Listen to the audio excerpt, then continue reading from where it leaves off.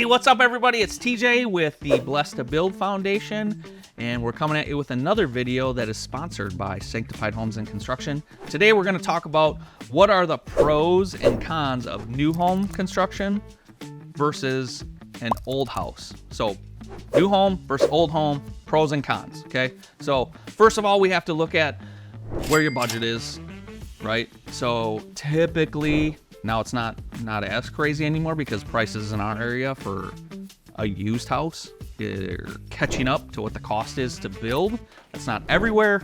You have land costs, all that kind of stuff. So you have to factor in this stuff, right? So the biggest things are new construction, right? You get to build exactly what you want. You get to pick the materials. Nobody's lived in it before.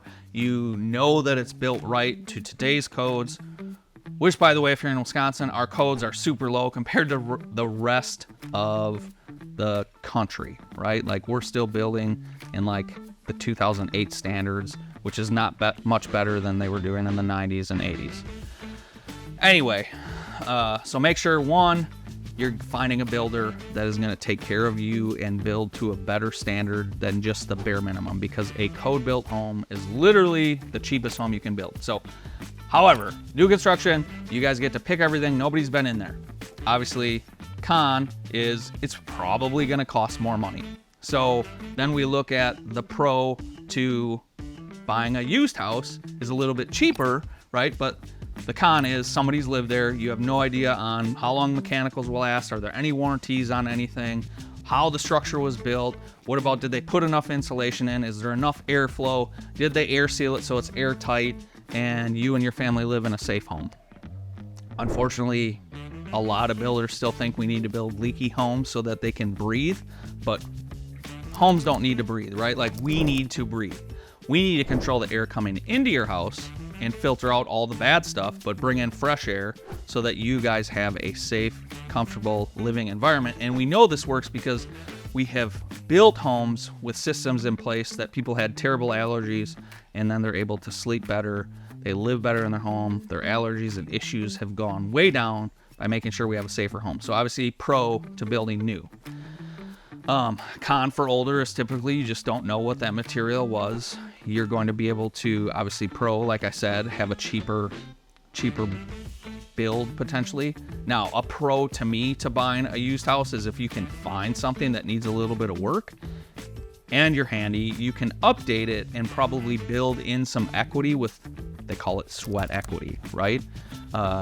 Not everybody's handy that way. If you have to hire out a contractor, it's probably going to cost just as much if you were going to build a brand new home. However, if you're handy, you know, and you can find the right property at the right price to be able to rehab some of that. We've done this, right? Like on some rentals that we've bought in our own stuff, where we fix it up and then it's worth more because we were able to put sweat equity into the property. So if you have that option, you know, pro to build might be there are no homes available in the neighborhoods you want for sale. That could also be a con because there just might not be any lots available that you can build on.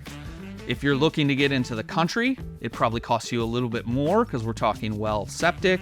We might have to put a driveway in. Depends on how long that driveway is. That can really chew away at your budget when you're talking, you know, we could spend, this is rough, right? Like 15 for the well, 15 for the septic. We've gone lower than that, but we've gone much higher. We had to do a mound septic system recently that was $22,000.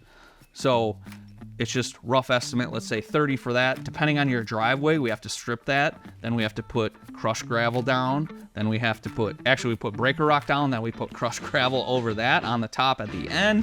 And then if you're doing a concrete or blacktop driveway, that adds even more. So typically we're seeing long driveways. Our gravel to start just because it costs a lot and takes away a lot of your budget. So anyway, those can be pros and cons. Obviously, out in the country, you don't have anybody around you.